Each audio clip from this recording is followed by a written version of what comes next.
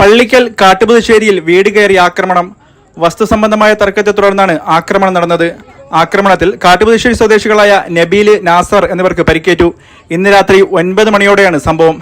ആക്രമണത്തിൽ നബീലിന് മൂക്കിനും നാസറിന് കൈക്കും പരിക്കേറ്റു.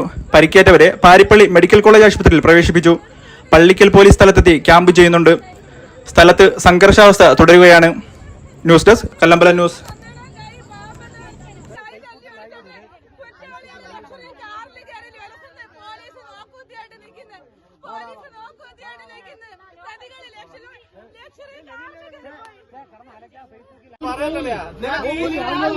നിനക്ക് വയ്യെങ്കിൽ വേറെ ഹോസ്പിറ്റലിൽ കൊണ്ടുപോകാനാ.